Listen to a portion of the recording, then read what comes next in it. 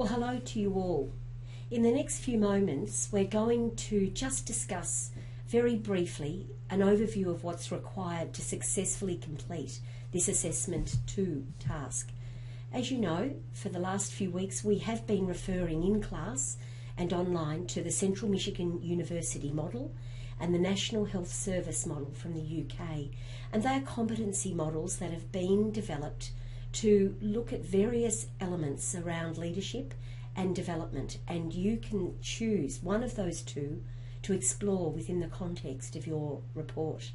What we're asking for you to do is to look at your strengths and your weaknesses and to choose something that perhaps is a little curious for you in terms of your growth and development, but also things that you feel comfortable and confident about and that you can explore through your own pathways, whatever that might be, through reading, quizzes, any sort of ideas about various reports or ways of assessing your own development and your own skills within the context, as I said, of the Central Michigan University model or the NHS model.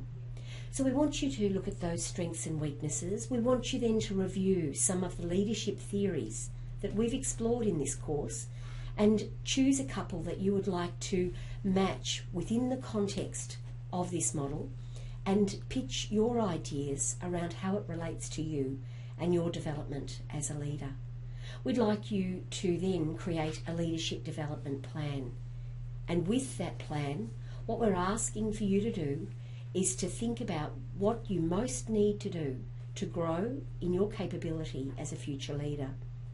The next step along the way is then to select someone who is going to be your mentor or a feedback person.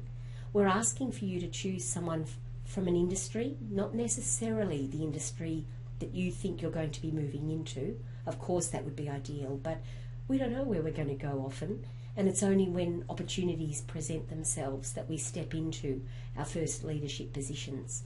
So we want you to choose someone, though, that has experience leading people, and we want you to present your leadership development plan to them and ask for their honest assessment about how you fare in relation to what you've written.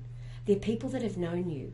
They're not your family necessarily, and we'd really encourage you, if possible, to have someone that isn't a family member, only because it's really hard to be objective when you have such close connections.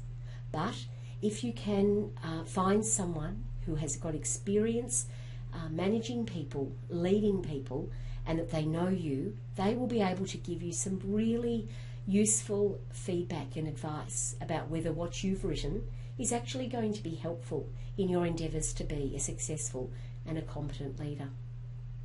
The next step of this report is to incorporate that feedback from your leader in a revised leadership development plan.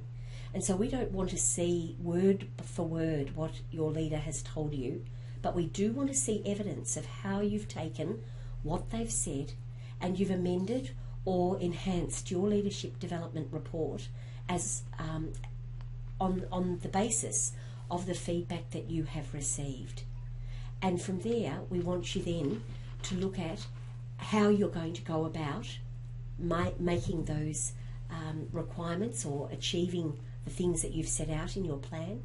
And then a very difficult thing is, what are going to be your measures of success? It's not an easy thing to do, to say, what's it going to look like to be an effective leader and how am I going to get there? But we want you to give it a try, and you'll be used to looking at evaluation from other subjects that you have studied, and with this time we want to put it to the test for you. And so we want you to then make a bit of a stab about what is a success in the particular area that I have highlighted going to look like in my future as a leader. As I said before, 2,500 words. The references, what we've said, because it's your third year and we know that you are very successful students and very confident about referencing and researching, there's got to be 15 scholarly articles as part of, or references as part of this report. We've talked in class about what scholarly articles are, but if you're in any doubt whatsoever, go to Blackboard under the the left-hand side menu where it's got the reference guide, and it'll lead you into how to find those scholarly articles. We're here to help, but please make sure that you spend some time reviewing this material and getting on board with what you've got to do, because time's running out.